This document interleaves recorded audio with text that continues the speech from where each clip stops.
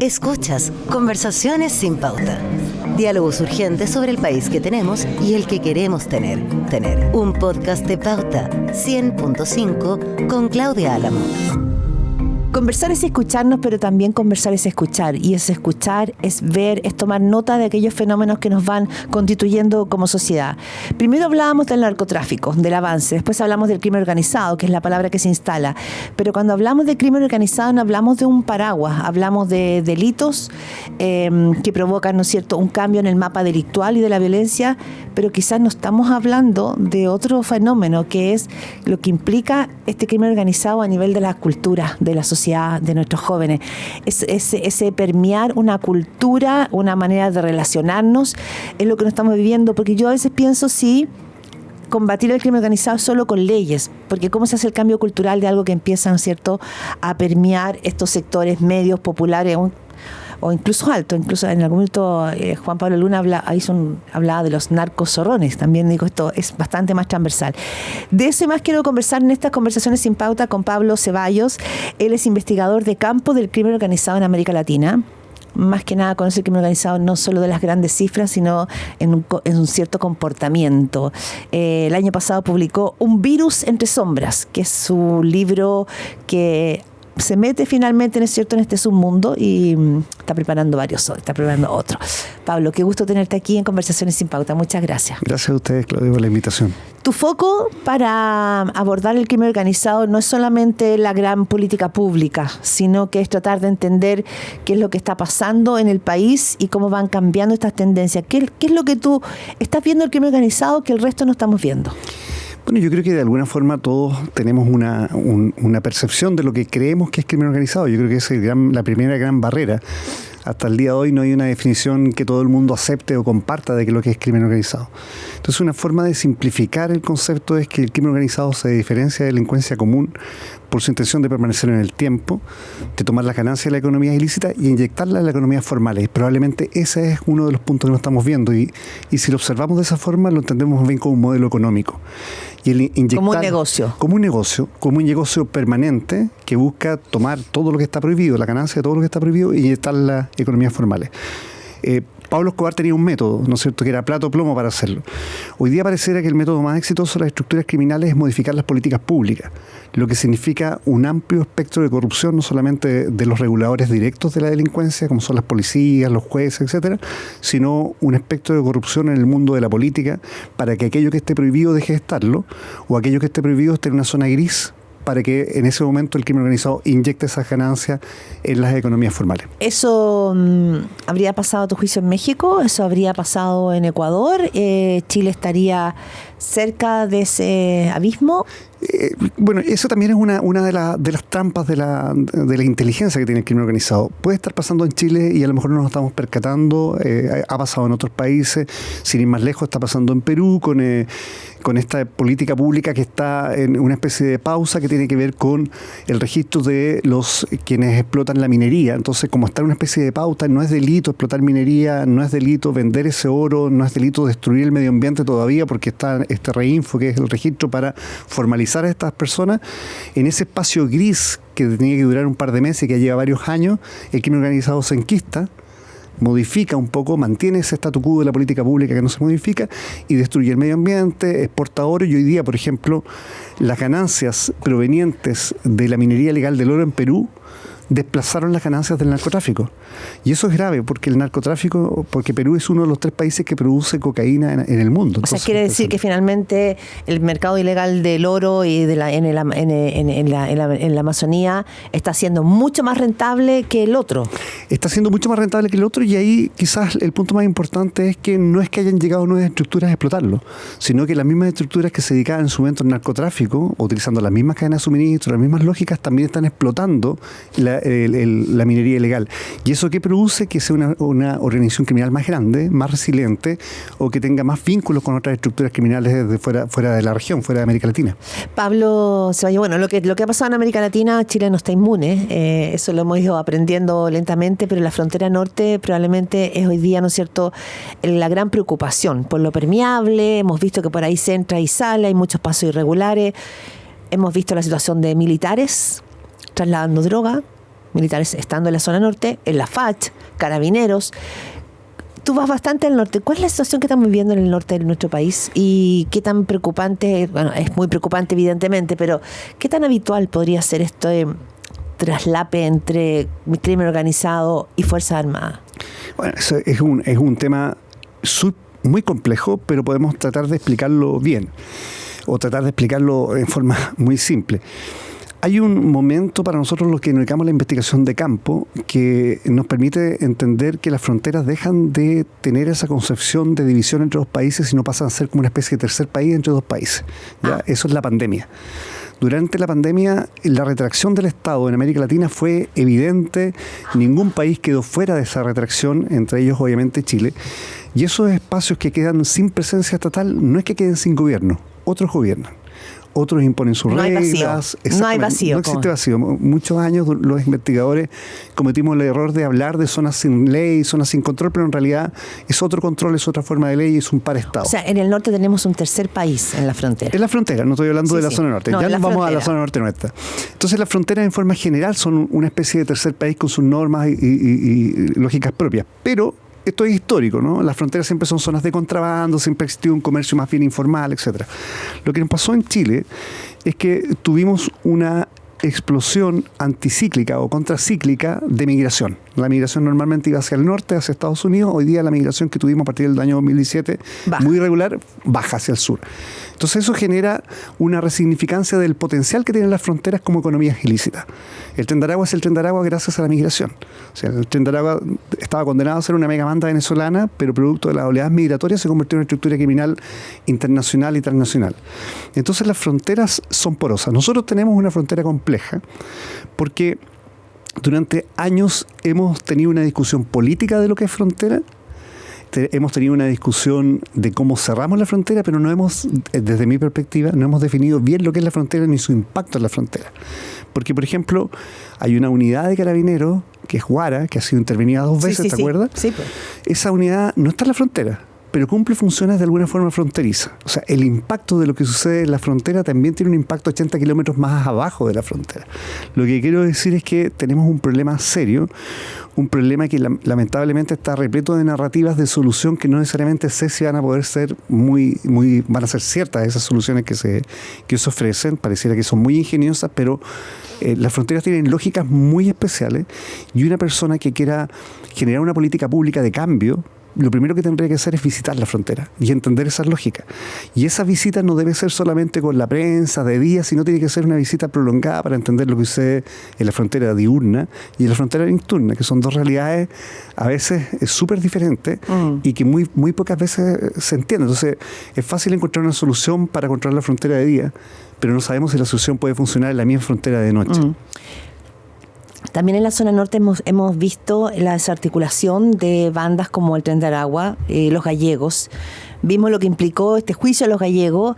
Pero yo me pregunto si cuando tú finalmente logras desbaratar una banda, logras tenerlos detenidos y dar, ¿no es cierto?, finalmente penas que son históricas, ¿los crímenes organizados se deshojan realmente o siguen funcionando? Son como estos animales que les vuelve a salir cola. Como la hidra de Lerna, sí, que le suceden varias cabezas. Bueno, en América Latina lo que observamos es que depende mucho del sistema carcelario que tiene el país. Lo que hemos visto en los últimos 30 años es que todas las organizaciones criminales de América Latina, no todas, pero gran mayoría de organizaciones criminales que han tenido esa vocación transnacional, o sea, de afectar más de una frontera, más de un país, han surgido desde una cárcel. No han surgido desde un barrio. Son sus oficinas, digamos. Entonces uno se pregunta, bueno, ¿por qué pasó esto en Ecuador? ¿Por qué esto pasó en Brasil? ¿Por qué ha pasado en México? ¿Por qué pasó en Venezuela? Tiene que haber un componente común para que suceda en diferentes países. El componente común se le llama gobernanza criminal penitenciaria o intrapenitenciaria. Significa que quienes realmente dominan la cárcel no es el Estado, sino son los propios criminales. ¿Y en Chile cómo estamos por casa? Yo creo que estamos en un umbral muy complejo. Se están haciendo cosas para entender el fenómeno. Por primera vez se está dimensionando de buena forma el fenómeno que tenemos carcelario. Pero lo que sucede dentro del sistema carcelario, no solamente en Chile, en América Latina, es que cuando un grupo criminal o una estructura logra dominar una cárcel, puede generar economías ilícitas. Y como habíamos dicho al comienzo de esta conversación, todo es dinero. Esas economías ilícitas se pueden generar porque si alguien quiere dormir en una colchoneta, me tiene que pagar, si alguien no quiere que le pase algo, me tiene que pagar, entonces se va generando una extorsión. Pero además, en el caso de los recintos penitenciarios como los nuestros, donde según Gendarmería el 82% de los privados de libertad se declara consumidor de droga, si yo logro controlar una cárcel, también voy a lograr el mercado de la venta de esa droga al interior de la cárcel. Y la venta de una droga al interior de la cárcel puede costar entre 3 a 10 veces más caro que en medio libre. Entonces, si tengo un 82% de público cautivo, por así decirlo, logro la extorsión, domino una cárcel y estoy ganando entre 3 y 10 veces más de lo que gano afuera, la cárcel es un mercado económico que no voy a abandonar. Y por eso las estructuras que uno detiene, si mantienen esas condiciones, observan ese lugar, el destino final va a ser crecer, no destruirse, no eliminarse. Y ahí tenemos un problema. Porque la delincuencia chilena no está acostumbrada a esta forma de gobernanza criminal dentro de las cárceles, es algo novedoso para ellos. Pero las personas que estamos ingresando de origen extranjero vienen de este mundo, entonces van a encontrar de mejor forma todas esas sombras, todas esas brechas que pueden explotar y sacarle provecho para aumentar esta gobernanza. Ese es el título de tu libro, Un virus entre sombras, ¿no? Que tiene que ver con eso. Pablo Ceballos, tú eres investigador de campo, no estás desde un centro de estudios leyendo solamente las cifras y lo que pasa. Vamos al tema cultural, que yo creo que se aborda poco. ¿En qué terreno cae el crimen organizado cuando llega a Chile? Veía, por ejemplo, cifras de jóvenes, de los famosos Nini, que muestra que el porcentaje de jóvenes que no está ni estudiando ni trabajando, probablemente son un espacio muy fértil para que el crimen organizado los ocupe como soldados. Los soldados no son solamente, o sea, es parte de una estructura, finalmente, de estas organizaciones criminales. ¿Qué es lo que se está viendo a nivel cultural y qué es lo que te preocupa? Bueno, yo creo que en el caso chileno, pero que es una muestra del universo de América Latina, la contracultura de apología a la delincuencia, la apología del crimen, ha avanzado muy fuerte, ¿no? Ha avanzado muy fuerte en los últimos 10 años, 20 años me atrevería a decir, pero muy evidente con 10 años. Nosotros tenemos dos eventos que son súper complejos en nuestra historia, que es la pandemia y el estallido social, donde las instituciones generan evidentemente una retracción del Estado evidente, ¿no? Y otras dinámicas, por ejemplo, durante el estallido social, si uno mira los rayados, casi todo es lenguaje carcelario. Entonces uno se pregunta, bueno, ¿salieron la gente de las cárceles a manifestarse o el lenguaje carcelario ya salió de las cárceles? Como por ejemplo... Yuta, Perkin, eran frases que uno empezaba a leer mucho que más bien estaban restringidos a espacios carcelarios, ¿no? Lenguaje del COA, pero que en las manifestaciones sociales se empieza a usar con mayor frecuencia. Y eso no es que sean delincuentes los que están ahí. El lenguaje logró traspasar esas murallas porque hay una contracultura que ha avanzado a través de la música, de los íconos, etcétera. La cultura narco, ¿cómo se llama? La narcocultura, como la ha definido, incluso que debieran invitar a la profesora Ainhoa Vázquez, que es extraordinaria hablando de narcocultura. Esta narcocultura ha impregnado y ha llegado y ha golpeado muy fuerte a niños y adolescentes, ¿no es cierto?, que han visto en esto algo súper atractivo, esta condición de rebeldía. Siempre los jóvenes son rebeldes, ¿no? Todos fuimos jóvenes, todos fuimos rebeldes de alguna forma. Ahora, cómo canalizamos esa rebeldía es probablemente el camino que nos falta. Pero esta narrativa no ha tenido, o esta contracultura no ha tenido, desde mi perspectiva, una manifestación, un incentivo diferente por parte de las políticas públicas del Estado y sobre todo de la educación. ¿Y qué significaría? ¿Cómo rescatar a estos jóvenes? Eso es lo difícil, porque hoy día tenemos... ¿Por qué es atractivo ese mundo para los jóvenes? Ya, porque hay dinero, ok. Sí, es complejo. ¿Es solo dinero? No es solo dinero. Mira, nosotros hemos hecho harto trabajo de campo en comunidades migrantes en América Latina. Y cuando uno entrevista a niños nacidos dentro, por ejemplo, de un país al que emigraron sus padres, o que llegaron muy jóvenes, uno los entrevista y siente que ese niño no siente identidad por el país de origen de sus padres, ni menos siente identidad por el país que llegaron. O sea, se sienten absolutamente marginales. En esa marginalidad, lo que los une, el principio que los empieza a cohesionar, es sentirse que no son parte de nada. Y en ese sentirse que no son parte de nada empiezan a ser identitarios. Tenemos una identidad común. Somos hijos de alguien nacido fuera de este país, etc. ¿Y qué es lo que ven ellos? Que la única forma de mantener una especie de cohesión que no encuentran ni en la familia, ni en el entorno, ni en lo que le ofrece el país que llega, es generar una especie de protopandillas. Ese elemento de protopandilla, o sea, el surgimiento inicial de una pandilla, es lo que generó las pandillas de Los Ángeles en los 80 y que después se convirtieron en las maras, o que han generado las grandes pandillas. Entonces, tenemos un tema que también tiene que ver con la pertenencia, con el sentido de pertenencia, con el incentivo de pertenecer a algo. Y yo creo que ahí estamos en deuda. Estamos en deuda socialmente todos, ¿no?, de comprender por qué eso. También los adultos, y sobre todo en Chile desde el estallido social y un poco antes, hemos visto que la única forma de resolución de conflictos realmente efectiva que tenemos es la violencia. Verbal, física, como quiera. Eso también repercute en los menores, ¿no? Y los niños también sienten que, bueno, si los padres en una reunión de apoderados se agarraron a combo para solucionar un problema, yo tengo que pelear también para solucionar mis problemas. Tenemos una cultura muy violenta, una cultura que cancela mucho la opinión de una persona del otro y la cancela de forma muy brutal, ¿no? Y eso hace que las personas no se atrevan ni a hablar ni a opinar respecto a estos temas. Tú me decías, Pablo, cuando conversábamos un poco tras bambalinas, de que hay un componente devocional, espiritual también en esta narcocultura. ¿Cuáles son? ¿Qué es lo que provoca este sentido de pertenencia que tú me dices? Sí. ¿O hay algo más que eso? Yo acabo de entregar a la editorial un segundo libro respecto a lo que hemos visto, que es este componente espiritual, religioso y devocional que explicaría muchas cohesiones internas de ciertos grupos criminales. No de todos, pero algunos sí. Ya. Y este componente pareciera convertirse en una especie de religión on demand. Yo puedo crear mi propia religión. Por ejemplo, un caso concreto es el caso de la Santa Muerte. La Santa Muerte es algo que surge en México, más bien cultural, pero que de alguna forma es sincretizado por estructuras criminales en América Latina, muy fuerte en México, muy fuerte en Colombia y ya está muy fuerte en Chile. Y cuando uno habla, por ejemplo, con integrantes de estructuras criminales que creen en la Santa Muerte, también siguen creyendo en la Virgen, en la cholita de la viñeta, pero el componente de lo devocional les da cierto nivel de protección espiritual o de perdón. ¿Ah? Se sienten benditos, se sienten de alguna benditos manera. Cumpliendo una función especial que es algo muy, muy, por así decirlo, para ellos, absolutamente justificable, que es la lucha eterna contra la pobreza, en algunos casos. Estás escuchando un podcast original de Radio Pauta, 100.5. Pero Pablo, cuando tú me dices que finalmente este componente devocional está ¿en qué consiste puntualmente esto de la Santa Muerte? Bueno, hay un factor ritualístico súper fuerte que tiene que ver con tomar el control de mi vida bajo la protección de alguien que me guía, ¿no es cierto?, por este camino. Eso es esencialmente. Pero figurativamente, ¿qué representa? ¿Es una calavera como tipo México? La Santa Muerte, claro, no es una calaca, es una figura como una especie de virgen que en vez de tener el rostro maternal, tiene el rostro de la muerte, que siempre nos acompaña y que es nuestro destino final para todos los seres humanos. Y esa es una protección, así como que tiene la Virgen de Guadalupe en su casa, tú tienes... Exactamente, y ese es el punto esencial, Claudio. Es una protección que se ha ido sincretizando, o sea, yo lo adapto según mis condiciones locales. Te digo porque, perdona, solo una cosa. He visto cuando ha habido algún tipo de...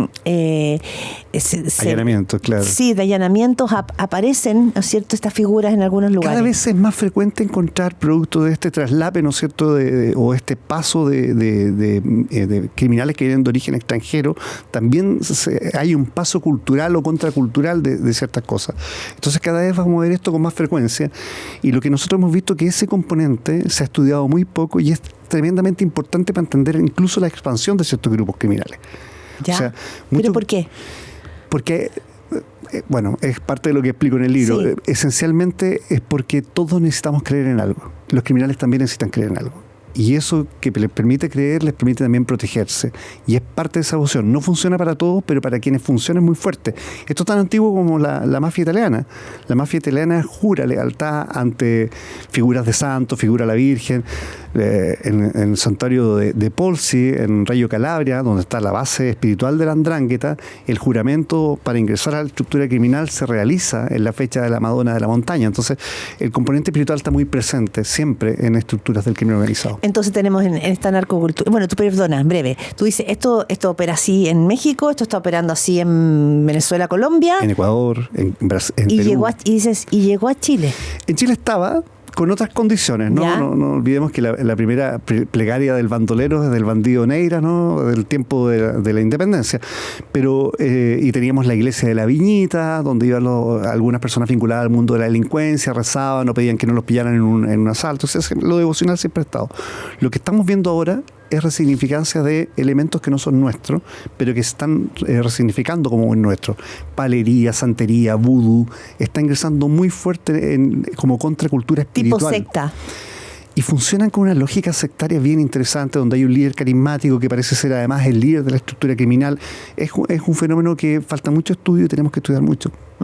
Y que convoca fundamentalmente a los jóvenes, ¿o es transversal en términos de edad? Me imagino que es transversal en términos de edad. Yo diría que es transversal, pero sí genera ciertas definiciones específicas según el grupo etario. O sea, para ingresar a una estructura criminal y además creer en alguien que te proteja dentro de esa estructura, hay diferentes niveles, ¿no? No puedes partir siendo el obispo ni el sacerdote supremo, partes siendo un creyente, demostrando niveles de lealtad. Ya, o sea, en el fondo, la carrera delictual tiene un componente religioso.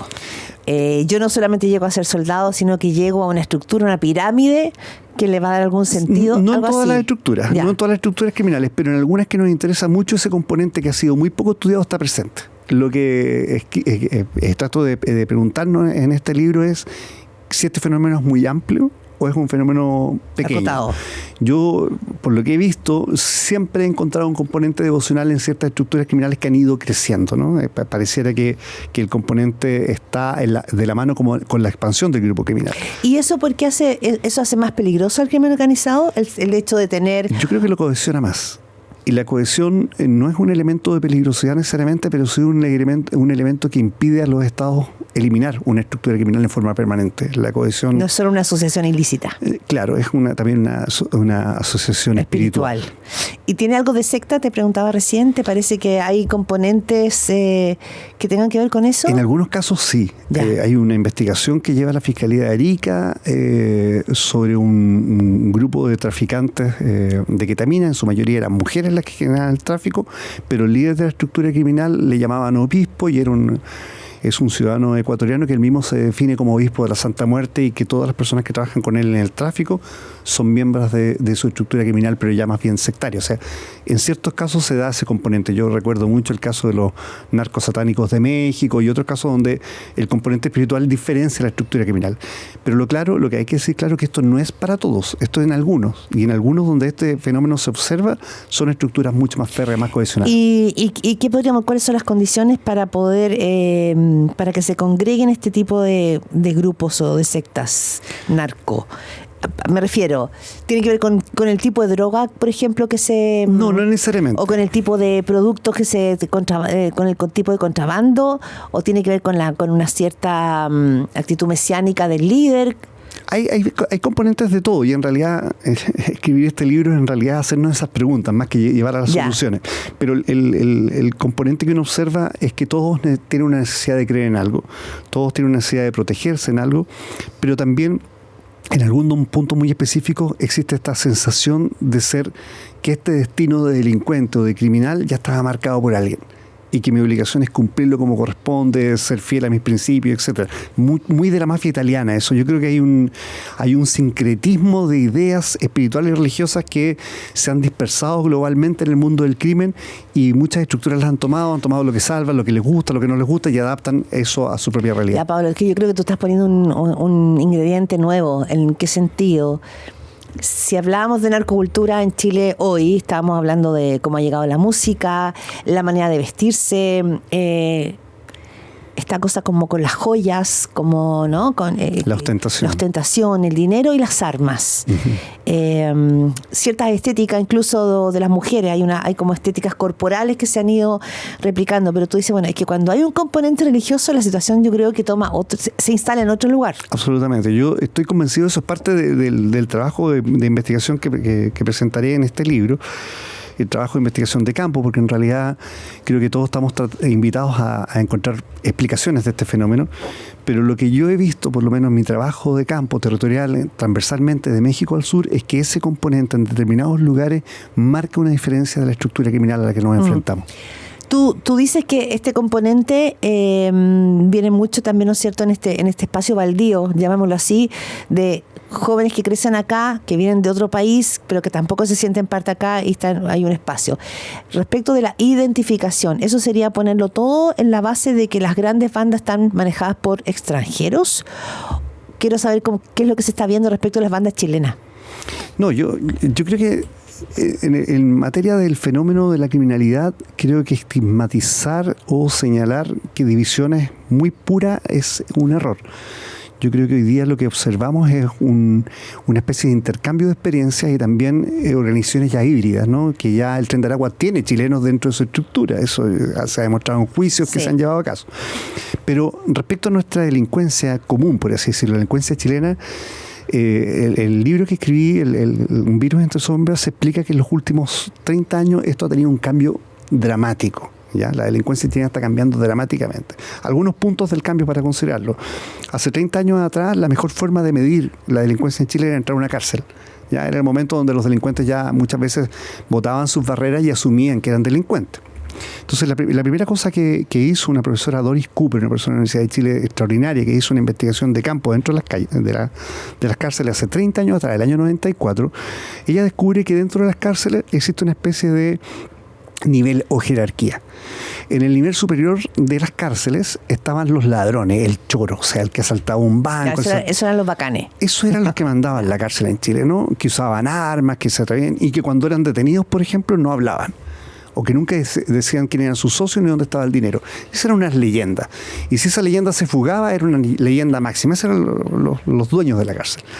Y así bajaba la estructura, etcétera, hasta que llegabas al último nivel del peldaño, que eran los protegidos por el mismo Estado para que no les pasara nada, que eran los delincuentes sexuales. Eso lo pasaba muy, muy mal dentro de la cárcel, porque en la jerarquía, en la ética del AMPA, eso estaba penado. Pero un poquito, hace 30 años, un poquito al lado de ellos, en desprecio, estaban los narcotraficantes. A quienes se consideraban que envenenaban al pueblo, envenenaban las poblaciones, eran tipos muy mal mirados. Bueno, hoy día, 30 años después, el asaltante banco, el choro, sigue siendo el líder de la cárcel, pero al lado de él está el narco. Esta transformación es lo que cambia mucho en las poblaciones, en la forma de entender la delincuencia en Chile. Y todo indica que la supremacía narco va a ser la que manda, igual que en América Latina, por completo las estructuras carcelarias y también las estructuras criminales. El componente que hoy día observamos muy fuerte es que las organizaciones criminales están diversificando sus mercados. O sea, un grupo que se dedica al narcotráfico no solamente se va a dedicar al narcotráfico. En el territorio que ellos dominan para vender droga, también van a extorsionar, van a hacer secuestros, van a hacer robos, porque la mejor forma de que una estructura permanezca en el tiempo es su cambio de morfología y operatividad.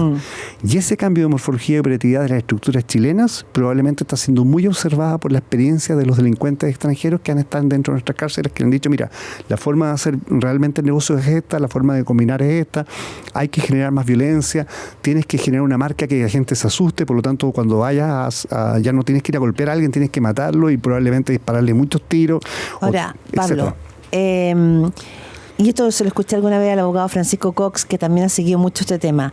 En México sabemos, por ejemplo, que aquí están los Zetas, que trafican no sé qué, este tipo de droga o extorsionan este tipo de situaciones. Acá tenemos el Jalisco, Nueva Generación. O sea, hay detección total en el mapa de quiénes son las bandas. ¿En Chile tenemos esa claridad? ¿Sabemos quiénes son las bandas, cómo están operando, cuáles son los territorios, comillas, que se han tomado, o estamos todavía en pañales con eso? Yo siempre he pensado que estudiar el crimen organizado, lo más honesto es decir que lo que tengamos al frente en un estudio es una fotografía tomada probablemente 1 año, 2 años atrás. No tenemos la fotografía del momento, lo que sucede. Es fácil, o no es tan fácil, pero en países donde el crimen organizado avanza muy fuerte, entre ellos Chile, es más fácil mapear las estructuras que mandan el crimen organizado. ¿Ya? El caso de México, Jalisco Nueva Generación, el cartel de Sinaloa y los múltiples carteles que surgen de un cartel inicial que era Guadalajara. En el caso chileno sabemos las estructuras internacionales o de crimen organizado que tienen presencia, los pulpos, el Tren de Aragua, los gallegos, que es una facción del Tren de Aragua, una facción más violenta, medianamente independiente del Tren de Aragua, etcétera. Y en las estructuras más bien locales, que habitan en Barrio, en La Pintana, en Cerro Navia, etcétera, la policía sabe sus nombres, sabe su nivel de operación, pero son pandillas que están en una especie de atmósfera que es bastante inestable. O sea, hoy día pueden dominar un barrio, basta que a alguien le interese el terreno, no han consolidado una marca, por así decirlo, para mantenerse en el tiempo. Hay algunas excepciones en Chile que están creciendo en eso, ¿ya? Pero es relativamente...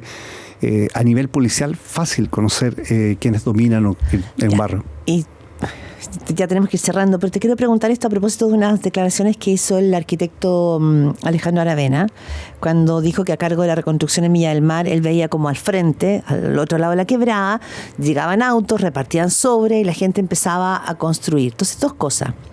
Respecto del rol societal que juega el narco o el crimen organizado. ¿por qué está pasando eso? Y segundo, empieza a haber también, ¿cierto?, una cooptación del crimen organizado en la ciudadanía, en los barrios populares, y la gente empieza a apoyarlos de alguna manera. Bueno, lo que tú dices, cerrando, es lo más dramático que tiene el crimen organizado. El crimen organizado tiene una etapa inicial de ingreso que es esencialmente violenta. Yo necesito dominar este territorio, por lo tanto voy a matar a quien no esté dispuesto a hacerlo. Es muy violenta, muy semiótica, muy simbólica. Una vez que logran dominar un territorio, la tasa de homicidio y violencia tiene que disminuir naturalmente porque ya no necesitan matar a nadie, es de ellos. Baja. Se tranquiliza el barrio. Se tranquiliza el barrio. Normalmente los gobiernos dicen, mira, logramos la lucha contra el crimen organizado porque ya no hay homicidio, pero en realidad pasamos a otra etapa que es el control del territorio. Y cuando tú controlas territorio, tienes que de alguna forma intimidar a la gente que vive en el territorio, y una segunda fase de la intimidación es acercarte a la gente. ¿Cuándo te acerca a la gente? Cuando la gente tiene más necesidad.